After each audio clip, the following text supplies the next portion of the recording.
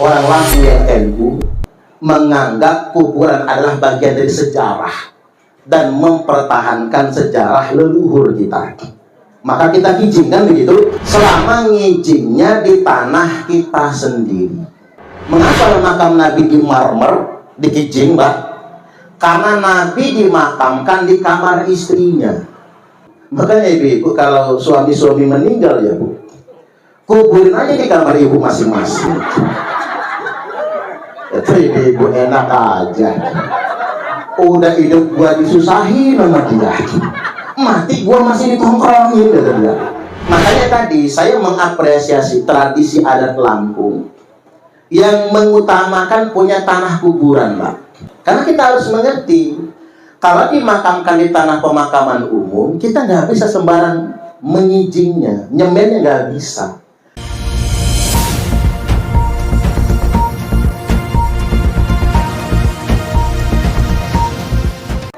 Apa kabar Bapak Ibu, sehat?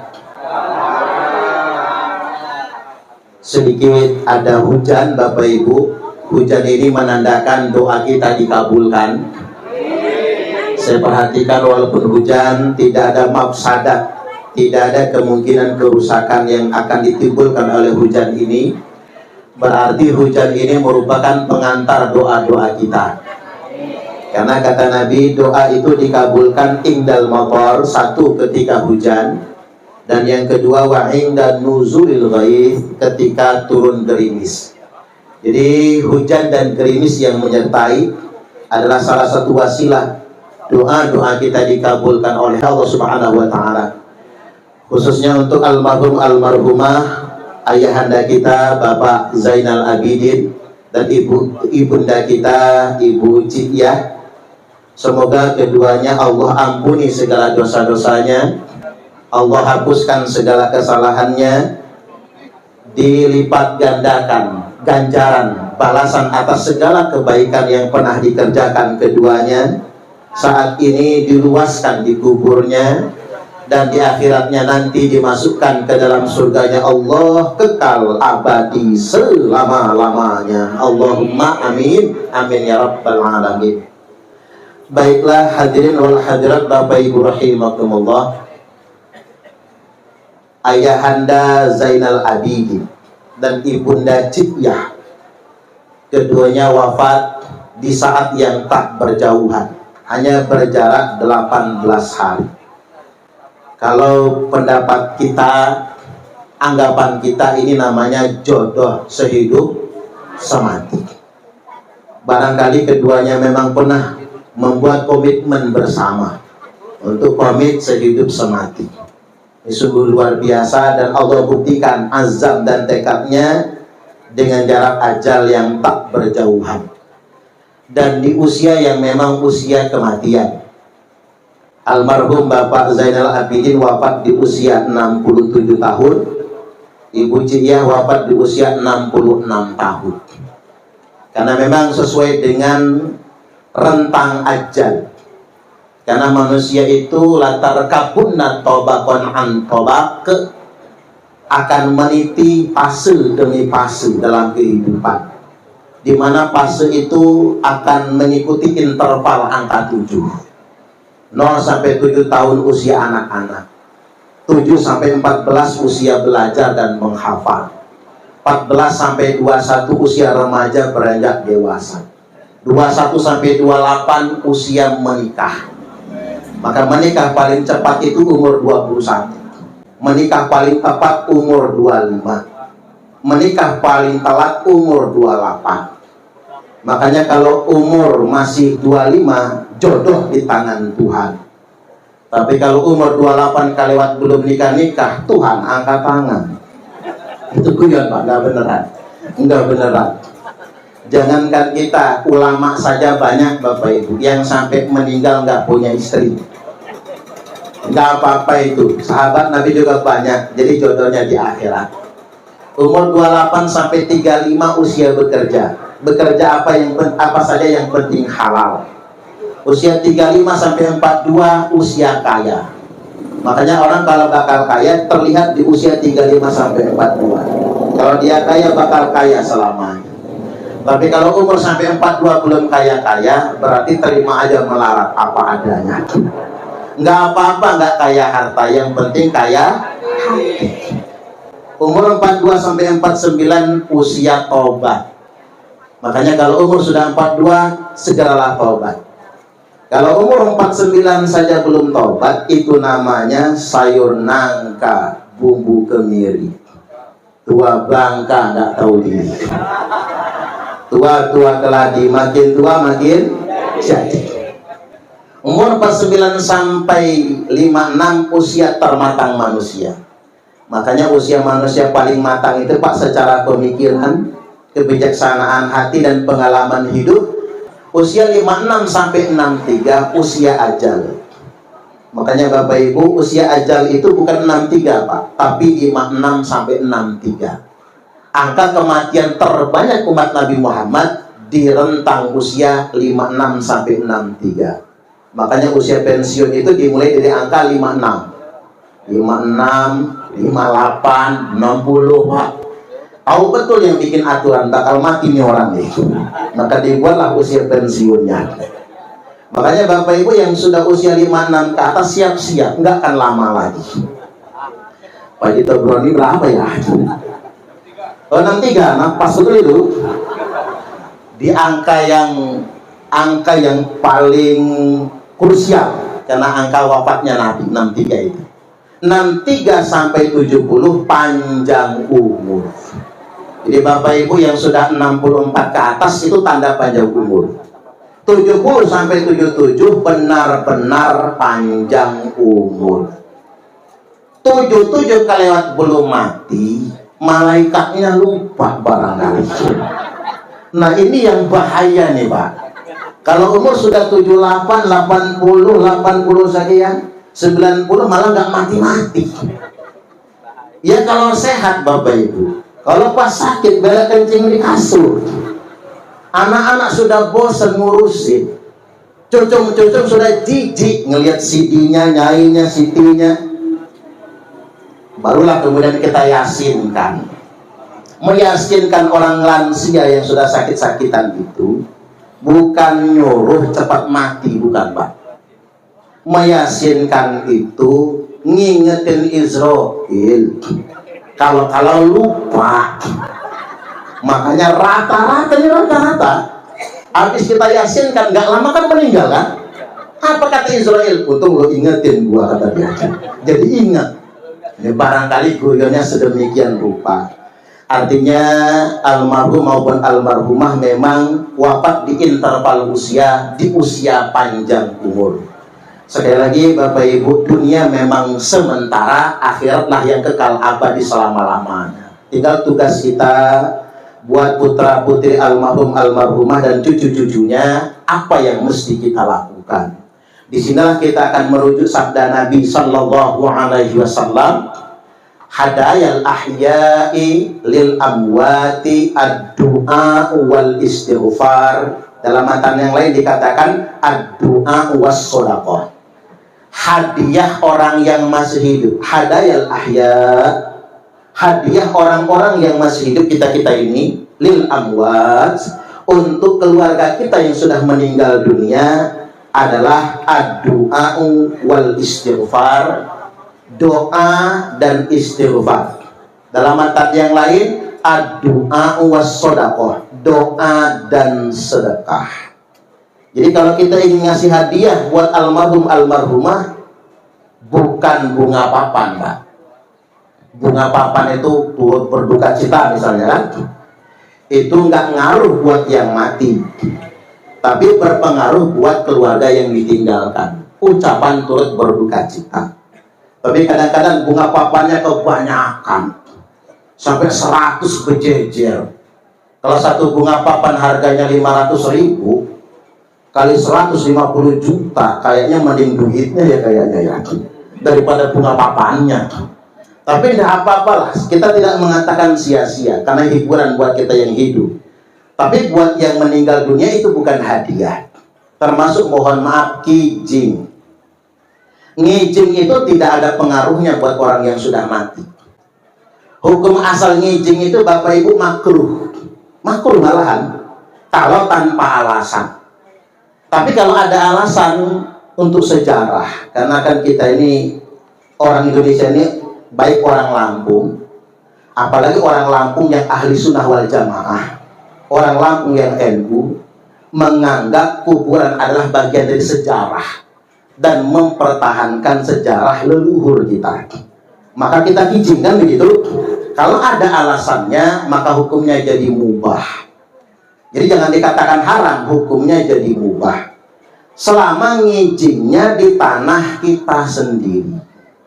Kalau di tanah pemakaman umum harus minta izin dengan nadir tanah wakaf. Makanya coba kita lihat, makam Nabi itu dikijing.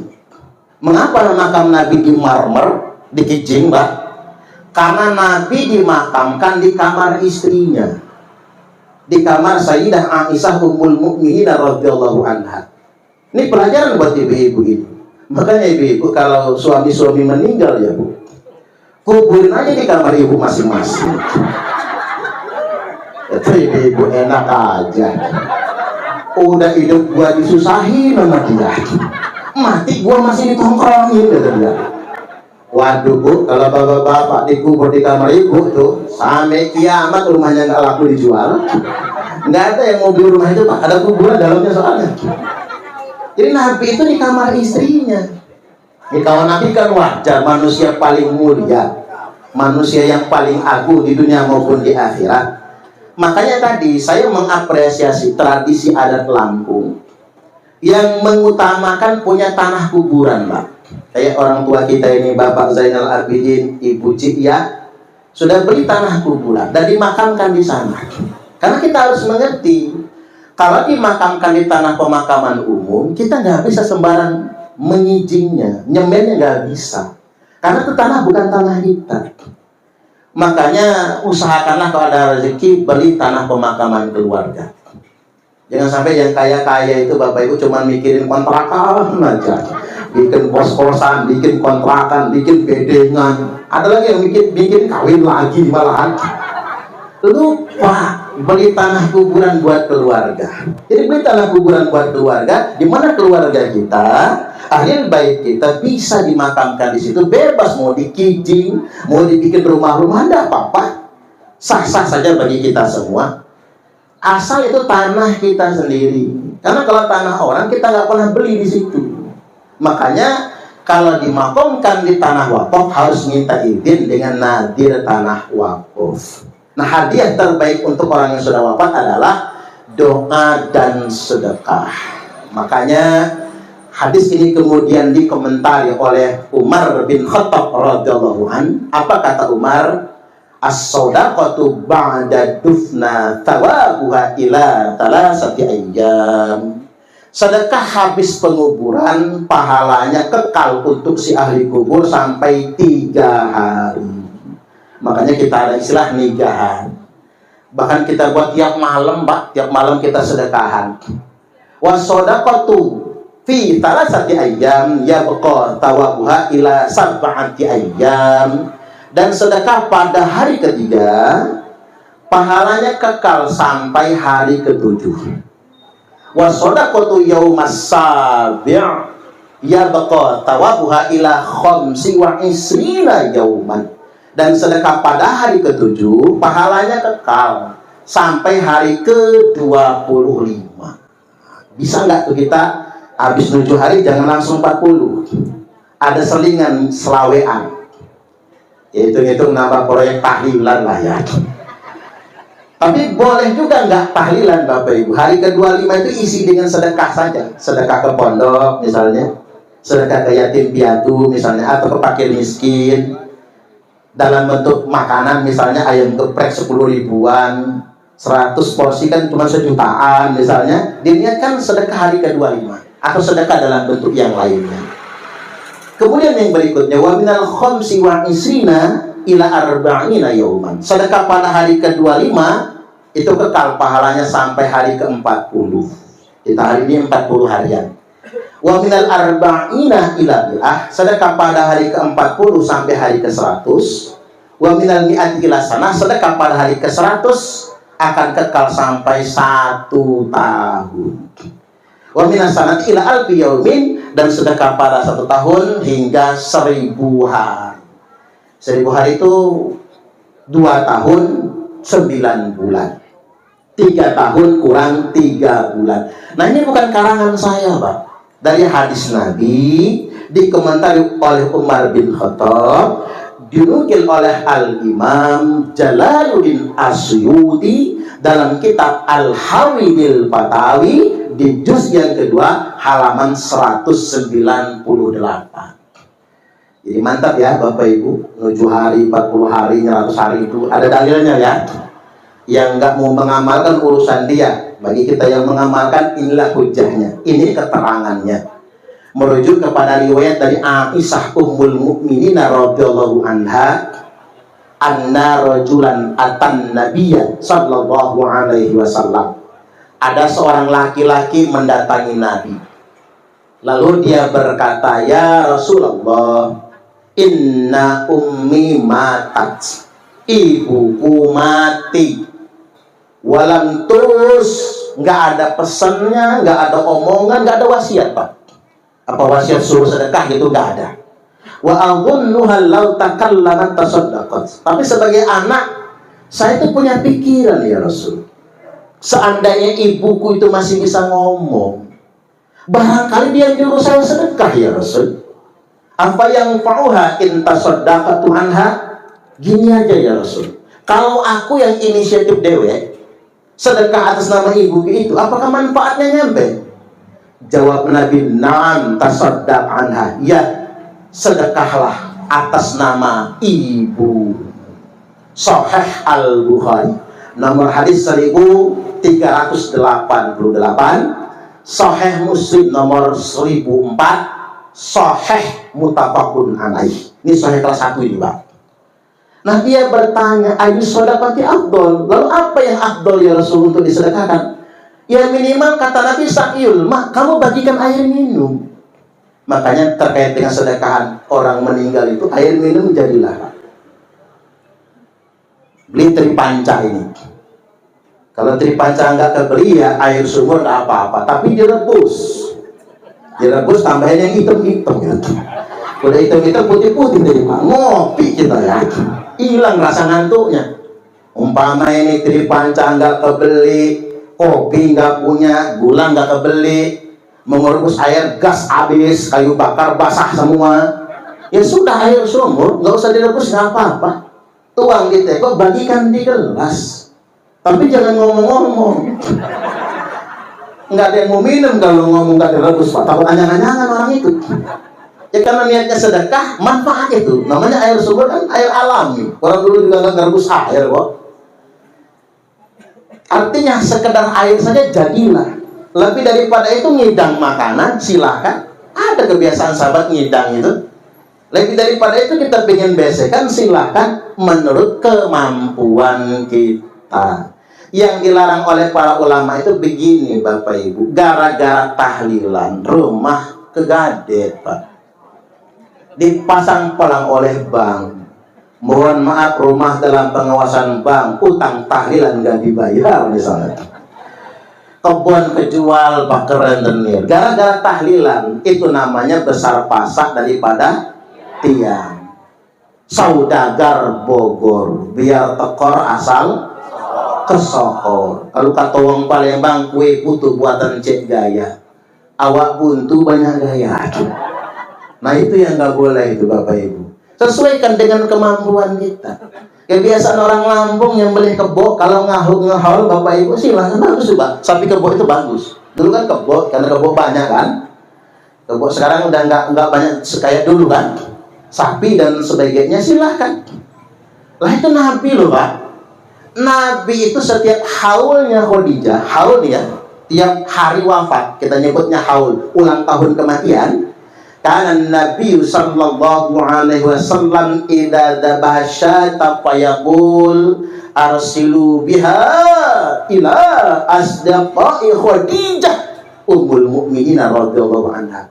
Nabi itu nyembelih kambing, lalu kata Nabi bagi-bagikan buat tetangga, kerabat-kerabat, teman-teman Khadijah. Sedekahan atas Khadijah yang sudah wafat meninggal dunia dengan kambing itu. Artinya Bapak Ibu, Nabi tiap tahun ini sahih ini Pak. Sahih Muslim nomor hadis 4464 tentang Nabi setiap tahun nyembelih kambing sedekah atas Khadijah yang sudah wafat meninggal dunia. Jadi kebiasaan orang menggala dulu nyembelih kebo. Kalau kakek nenek meninggal dunia itu sedekah, bagus itu. Ya belakangan ditinggalkan, satu karena faktor ada yang membid'ah-bid'ahkan Bapak Ibu. Ada yang mengharam-haramkan. Faktor yang kedua, anak cucu udah keberatan. Sayang sama duit kata dia Pak. Padahal yang namanya orang tua itu nggak ada yang bisa balas jasa orang tua impas. Betul nggak kira-kira? Anak zaman sekarang ini tadi Bapak Ibu, bukannya mikir bakti sama orang tua, yang dipikirin warisan. Malah rebutan warisan. Apa kata orang bijak? Kalau kakak adik aku sampai tua, berarti mereka nggak punya warisan. Benar nggak sih? Kata orang, bukan kata saya. Kalau kakak adik itu akur sampai tua, berarti nggak punya warisan. Karena kalau ada itulah yang jadi rebutan soalnya. Ya kalau kakak adik kandung bener Pak, biasanya akur karena sedarah kan. Karena darah lebih kental daripada air. Yang masalah itu yang sebelahnya, mantunya, bininya itu yang masalah. Ngomporin lakinya. Ya ini kan jadi nasihat lah buat kita semua. Betapa penting kita menjaga keluarga, menjaga persaudaraan. Jangan hanya ribut hanya gara-gara harta warisan dan lain sebagainya. Tunjukkan bakti sesungguhnya kepada orang tua kita yang sudah wafat meninggal dunia dengan sedekah tadi. Saya pernah Pak ceramah di Padang Cermin. Di sana kan rata-rata Lampung pesisir ya. Ceramah di Padang Cermin. Selesai ceramah Pak, tiba-tiba yang sudah pulang tadi itu, takziah itu, datang lagi ngembaliin besek. Saya langsung ngebatin nih, jangan-jangan Wahabi nih pikir saya. Kok mereka kembaliin besek? Sudah seudon saya. Ditanya sama Sohibul Baik, lo ngapa dipulangin? Mohon maaf kata dia, takut ketuker. Begitu kami buka di rumah, ternyata isinya ayam utuh 1 ekor. Begitu mau dipotelin, bininya ngucap. Ya kata bininya, jangan-jangan punya kiai yang ceramah tadi ini. Ketuker sama punya kita. Ngerti pula Pak. Hanya dipulangin kan, nggak enak sama Sohibul Baik, Sohibul Hajjah. Begitu dipulangin, bukan cuma dia yang mulangin, ada yang lainnya sampai 10 orang. Apa kata tuan rumah? Memang semua besek isinya ayam utuh 1 ekor. Subhanallah Pak. Saya tadi ngitung, dimasukin ke mobil saya itu 10 besek tuh. Berarti 10 ekor dong. Waduh, bisa yasinan lagi kita Pak. Ternyata usut punya usut Bapak Ibu. Anaknya almarhumah ini pengusaha kandang ayam. Dia panen 1 kandang aja nggak usah dijual, kata dia, kita sedekahan atas orang tua kita yang sudah wafat meninggal dunia. Apa dia jatuh miskin? Enggak. Rezekinya makin bertambah, usahanya makin barokah. Apa kata dia? Tidak ada satupun anak yang bisa membalas impas jasa orang tuanya. Sementara waktu inilah yang bisa saya kerjakan untuk menghadiahkan amal terbaik buat orang tua saya yang sudah wafat meninggal dunia. Kendati pun tak mesti selalu dalam bentuk harta. Kalau kita nggak mampu, kita bisa menghadiahkan bacaan Al-Quran. Kalau bisa khatam 30 juz, kita bisa menghadiahkan bacaan surat Yasin.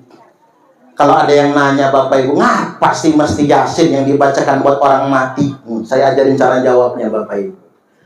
Baca Yasin buat orang yang sudah meninggal dunia itu bukan perintah kiai, bukan perintah guru ngaji, bukan perintah ustaz. Baca Yasin atas yang sudah meninggal dunia itu perintah Nabiullah Muhammad Sallallahu Alaihi Wasallam. Kalau kiai yang perintah kita masih bisa nolak Pak. Kalau ustaz yang ngajarin kita masih bisa ngebantah. Ini perintah Nabi. Jadi kalau ada yang membid'ahkan baca Yasin untuk orang yang sudah meninggal, berarti dia membid'ahkan Nabi. Kalau dia mengharamkan, berarti dia mengharamkan Nabi. Nabi yang perintah jelas bunyinya, Iqra'u Yasin ala mautakum, bacakan Yasin atas yang mati di antara kalian. Sunan Ibnu Majah nomor hadis 1448, Sunan Abi Daud 3121, Musnad Imam Ahmad nomor hadis 19427, dan disahihkan dalam kitab Sahih Ibnu Hibban oleh Al-Hafiz Ibnu Hibban. Ini bagi kita yang mengamalkan. Jadi jojong aja baca Yasin-Yasinan itu. Bagi yang mau, bagi yang nggak mau ya nggak apa-apa, memang nggak wajib ini. Yang penting jangan saling menyalahkan. Yang nggak enak itu, Pak, mereka-mereka yang nggak Yasinan itu membid'ahkan kita, lalu berargumentasi kulo bid'atin dolalah, tiap bid'ah sesat, lalu sesat masuk neraka. Itu yang jadi persoalan. Kita ini kayak hidup bertetangga lah, masing-masing aja, nggak usah ngurusin rumah tangga orang. Yang Yasinan, yang enggak. Jangan saling menyalahkan. Ya kayak kita hidup berdampingan, bertetangga. Jangan ngopi di rumah tangga orang. Makanya benar kalau kata orang-orang di pasar, laki-laki yang rajin mencium istrinya relatif lebih panjang umur jika dibandingkan dengan laki-laki yang mencium istri tetangganya. Benar nggak kira-kira Pak? Jadi baca orang kita banyak jago nih, dibaca orang kita. Artinya kadang-kadang kita tuh harus masing-masing lah, keyakinan masing-masing kan. Yang nggak yakin jangan amalkan, yang yakin lanjutkan, kan gampang. Nah kalau Yasin yang 83 ayat juga masih kepanjangan, baca Al-Fatihah jadilah. Al-Fatihah itu 5 quri'at slahu, karena Al-Fatihah tergantung niat yang membaca. Fatihah dibacakan buat orang sakit, doa itu Pak. Untuk orang kesurupan, ruqyah itu bagus. Dibacakan buat anak kita yang sedang merantau, mondok biar betah, bagus. Sedang di Jogja biar dia nggak pacaran, Bu, nggak cewekan, nggak cowok, bacaan Fatihah. Ditelepon tiap hari juga percuma, Bu. Lagi di mana nak? Di kamar mah. Iya, di kamar cowoknya, bukan di kamar dia dewek. Anak malah lebih pintar ngarang cerita, udah pakai AI dan lain sebagainya. Kirim terus Fatihah. Kita takut betul anak keluar rumah, takut bahaya di jalan. Gak usah ditelepon terus, malah panik dianya. Bacakan terus aja Fatihah. Al-Fatihah dibacakan buat yang lagi berangkat haji, bagus. Al-Fatihah dibacakan buat laki-laki hidung belang mata keranjang, bagus, Bu. Ibu-ibu kalau punya laki hidung belang, rajin bacakan Fatihah. Hilang belang di hidungnya, Bu. Nggak akan keranjangan lagi matanya. Termasuk Al-Fatihah Pak dibacakan buat bini yang mulutnya cerewet kelewat, bagus. Makanya bapak-bapak yang punya bini cerewet, ngomel aja gawenya, deketin jidatnya itu Pak, Al-Fatihah, langsung mingkem mulutnya. Kalau nggak mulutnya yang mingkem, kita digebuk sampai sapu sama dia. Artinya sekedar Fatihah jadilah. Nah kalau Fatihah juga masih kepanjangan, mampu saja sekalian. Saking pelitnya Pak mendoakan orang tua. Baik, sedikit lagi Bapak Ibu, yang berikutnya yang hendak saya ingatkan, di balik peristiwa wafatnya Ibunda Cikiyah dan Ayahanda Zainal Abidin, juga nasihat bagi kita semua. Tiba gilirannya kita pasti akan mati juga. Betul nggak kira-kira? Kita nggak tahu kapan. Mati merupakan sebuah ketentuan. Oleh karena itu yang bisa kita pilih dalam hidup ini, memilih mati husnul khotimah. Apa sih husnul khotimah itu Pak? Mati di saat terbaik. Yang terang benderang itu lagi sujud, mati. Lagi Jumatan, mati. Lagi ceramah, mati. Kalau saya jangan sekarang ya Bu ya. Saya juga mikir, Pak, enak juga ya mati lagi ceramah ya. Tapi jangan sekarang, masih muda soalnya saya Bu. Umur saya ini masih 44 tahun soalnya Pak. Jadi mati di saat yang terbaik. Walaupun begini, husnul khotimah itu bukan rahasia kita, rahasia Allah Bapak Ibu. Ada preman mati di masjid. Ada ustadz mati di pemandangan. Tahu pemandangannya sih Pak? Jangan pura-pura nggak tahu lah Pak. Saya aja tahu pemandangan panjang itu Pak. Saya itu 3 kali diundang ceramah ke pemandangan, Pak. Ternyata cewek-cewek seksi itu kalau pengajian pakai kerudung loh, Bu. Saya kalau ceramah sama mereka nggak bahas-bahas mereka, enggak bahas sholat, bahas wudhu, sayanya kan. Saya nggak akan bahas aib mereka, karena yang membolak-balikkan hati bukan saya, tapi Allah. Betul nggak kira-kira? Saya nggak ngusok suci dengan mereka. Bisa jadi mereka masuk surga, saya malah enggak, kan gitu. Kita nggak ada yang tahu, karena segala sesuatu itu innamal a'malu bil khawatim. Segala sesuatu tergantung akhir loh, Pak. Jadi orang yang kotor di mata kita sekarang belum tentu dia berakhir buruk. Betapa banyak orang yang menurut pandangan kita pendosa, tapi dia berakhir baik. Jadi ada preman mati di masjid, ada ustadz mati di pemandangan. Mulai ibu-ibu ngerumpi, payah si ustadz malah mati di sana. Mending tuh preman mati di masjid, biasa cakep emak-emak tuh, Pak. Jangan dulu seuzon, Bu. Ternyata ustadz yang mati di pemandangan bukan lagi cewekan, mati di sana lagi dakwah, ngajak sholat. Tiba-tiba lagi ngomong begitu, dipeluklah sama cewek itu. Begitu dipeluk, kaget dia, Pak. Nah, saking kagetnya serangan jantung, mati dia. Mati syahid kan, Pak. Mati lagi dakwahnya orang. Lah preman yang mati di masjid, jangan dikira lagi sholat, ternyata lagi maling ampli, kesetrum, matilah dia. Jadi wallahu a'lam, husnul khotimah itu rahasia Allah, kita nggak tahu. Boleh jadi mati di ranjang rumah sakit itu husnul khotimah, karena mengapa? Dia sempat mengakhiri dengan kebaikan. Dan semua orang yang menderita sakit tidak sembuh sakitnya kecuali dengan ajal. Saya ulang ya, semua orang yang sakit tidak sembuh sakitnya kecuali ajal. Kan ajal itu penyembuh, Pak, soalnya kan. Udah gak sakit lagi. Lakar ba'ala abiki ba'dal yaum. Kata Nabi, Bapak sakit nak sama Fatimah, abis ini Bapak gak sakit lagi. Berarti ajal itu penyembuh sakit. Sembuh sakitnya dengan ajalnya, maka dia dipastikan mati tanpa membawa dosa lagi. Amin. Amin rabbal alamin. Begitu Bapak Ibu. Hanya Allah yang maha tahu. Tapi kalaupun kita nggak bisa memilih mati husnul khotimah, Pak, pilihan terakhir ada. Sesuai dengan doa kita. Wa taubatan qoblal maut. Bertobatlah dulu sebelum mati. Nabi mohon kepada Allah, ya Allah, terimalah taubat umatku. Kata Nabi, ku terima taubat umatmu kalau taubatnya setahun sebelum ajal. Nangis Nabi, Pak. Nggak sempat umatku taubat Nabi, kelamaan itu. Nggak sempat umatku taubat ya Allah, kelamaan itu kata Nabi. Ya sudah Muhammad, tengah tahun. Jangan ya Allah, umat itu ada yang taubatnya itu sebulan sebelum ajal. Baik Muhammad, ku terima taubat umatmu kalau taubatnya sebulan sebelum ajal. Tapi ada ya Allah umatku itu yang baru bertaubat seminggu lagi mau mati. Orang mana itu Muhammad? Orang Nuhnya ya Allah. Nggak tahu sebelah mana rumahnya. Baik, ku terima taubat umatmu kalau taubatnya seminggu sebelum ajal. Tapi ada juga ya Allah, umatmu itu baru taubat sehari sebelum ajal. Hari ini dia mendengarkan ceramah Suparman ya Allah, taubatlah dia. Besok Senin mati kau udah mati. Baik, kata Allah, ku terima taubat umatmu kalau taubatnya sehari sebelum ajal. Nabi masih minta lagi loh, Pak. Ya Allah, ini permintaanku yang terakhir. Habis ini aku gak akan minta lagi. Mohon pepetkan lagi.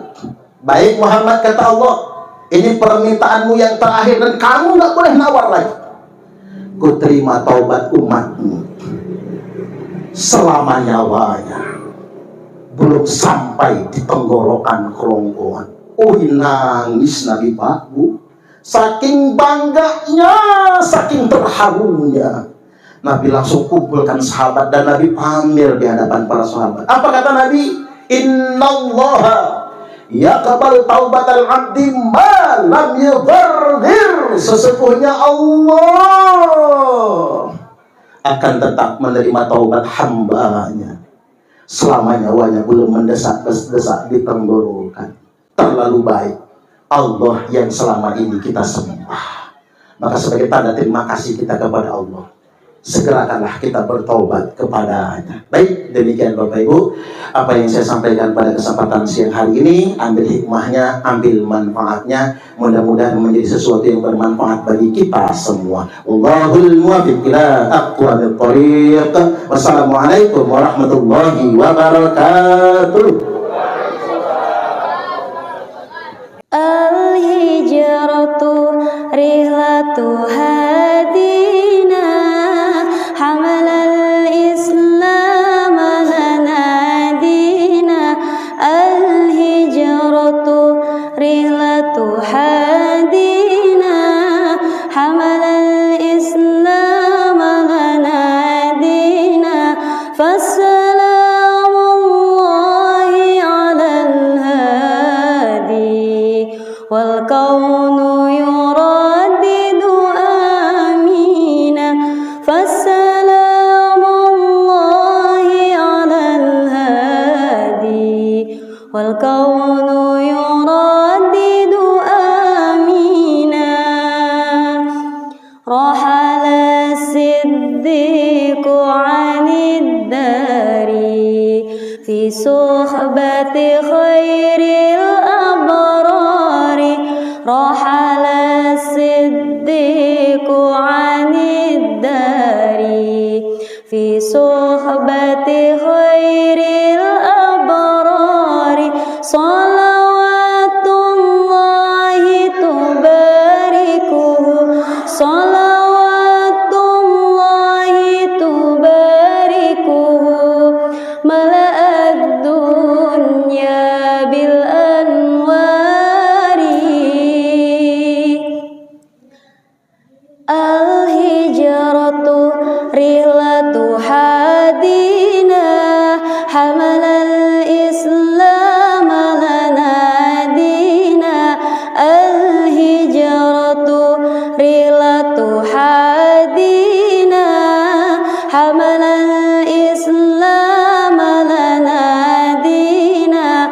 Fassalamullahi alal hadi wal kaunu yuraddidu amina.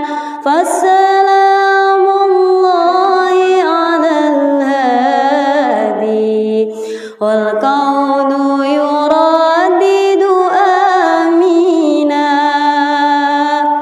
Rahala siddiqu anid dari fi suhbati khairil abrari.